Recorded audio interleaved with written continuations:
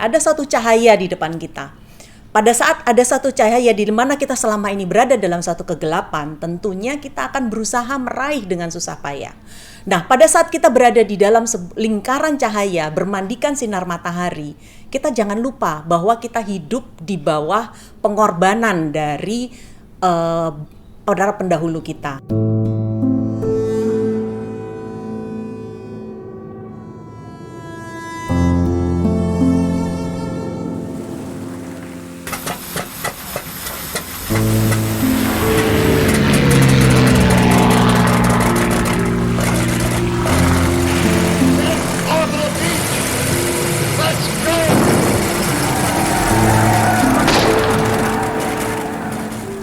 Nah, pada Agustus 1945, pada waktu itu, kakek saya berada di Jawa Timur dan ikut aktif dalam pembentukan tentara sukarelawan PETA untuk mempertahankan kemerdekaan Indonesia.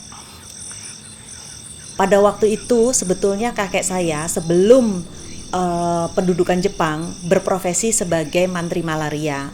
Mantri malaria pada masa pendudukan Belanda pada waktu itu merupakan profesi yang cukup penting karena pada waktu itu terjadi peristiwa luar biasa di Indonesia, di mana Indonesia mengalami semacam pandemi ataukah semacam penyakit menular malaria yang sehingga membuat profesi mantri malaria menjadi penting. Namun pada saat tahun 1943 pada waktu itu, pada waktu Jepang memutuskan untuk membentuk tentara sukarela pembela tanah air, kakek saya berpikir saat itu sudah waktunya untuk mengabdikan diri bagi bangsa Indonesia. Tapi kakek saya memiliki jiwa nasionalisme yang cukup tinggi pada waktu itu, sehingga masuk di dalam berbagai gerakan yang sifatnya kebangsaan. Sehingga pada waktu ada kesempatan untuk menjadi seorang tentara PETA pada tahun 1943, kakek saya memilih untuk menjadi salah satu dari tentara dengan posisi yang cukup penting, yaitu Chudancho, jadi perwira menengah waktu itu, yang bertanggung jawab untuk suatu wilayah yang cukup luas pada waktu itu.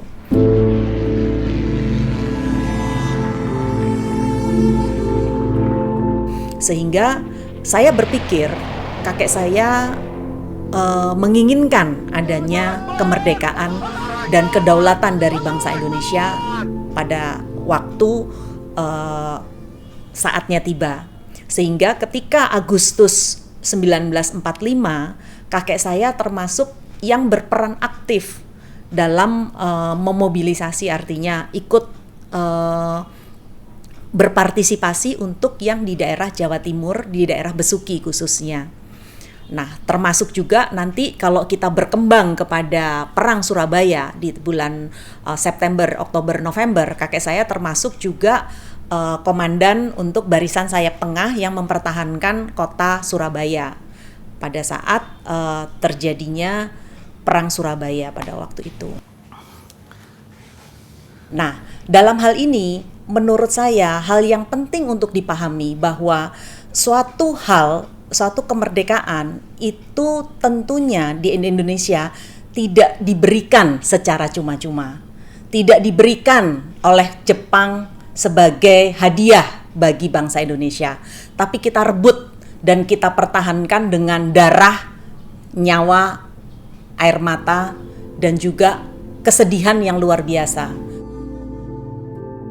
Jika Anda berpikir bahwa itu adalah sebuah violence atau kekerasan, kalau menurut saya ada sesuatu hal yang penting untuk dimengerti bahwa mempertahankan suatu prinsip itu menjadi lebih penting dibandingkan kita bertindak. Jadi cara berjuang, caranya kita meraih suatu hal yang kita untuk masa depan dari generasi selanjutnya, itu tentunya tidak bisa dengan santai-santai saja. Artinya kita tidak bisa hanya bersikap manis, bersikap menyenangkan, dan artinya justru dengan kita membaktikan diri sebagai seorang warga negara Indonesia yang baik, pada saat itu saya merasa kakek saya memiliki suatu panggilan secara alami untuk ikut mempertahankan suatu hal yang ibaratnya seperti kita berada di dalam suatu kegelapan. Kita berada dalam suatu kegelapan di mana pada saat kita melihat sebuah cahaya, tentunya kita tidak akan menyia-nyiakan cahaya yang sudah datang di depan kita. Dengan cara apa? Dengan cara kita harus memperjuangkan.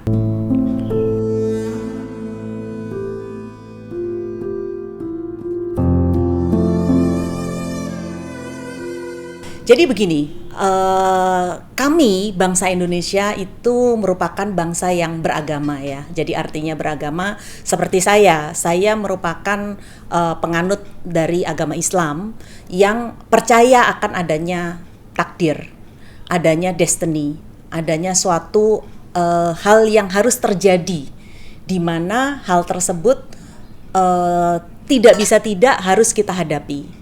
Seperti yang dihadapi oleh kakek saya yang meninggal dengan cara yang sangat tragis di usia 32 tahun.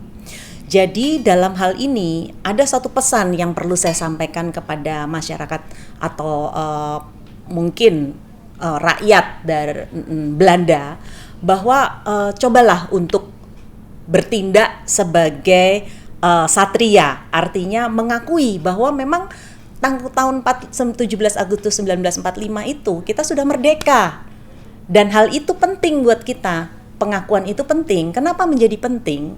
Karena hal tersebut akan membawa yang namanya akses bahwa kita ini sedang mempertahankan kemerdekaan yang sudah kita raih. Jadi artinya cobalah untuk, kalau misalnya kita bisa membina hubungan, tentunya kita harus mengakui dulu bahwa pada waktu itu Indonesia itu sudah merdeka. Karena akibatnya adalah kalau misalnya yang diakui di tahun 27 Desember 1949 mengakibatkan perjuangan dari para pendahulu kita, termasuk kakek saya, termasuk ratusan ribu rakyat Indonesia pada waktu itu yang gugur, itu menjadi dianggap sebagai perjuangan yang melawan pemerintah Belanda pada waktu itu. Padahal kita mempertahankan kemerdekaan Indonesia. Begitu.